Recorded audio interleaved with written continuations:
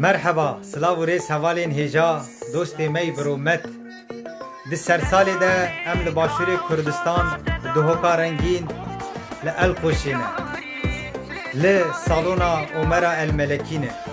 Em li benda hemû dost, heval û heskiriyê xwe ne. Werin em bi hevdûra têkevin sala nû, bi hêviya hevdîtinê, silav û rêz.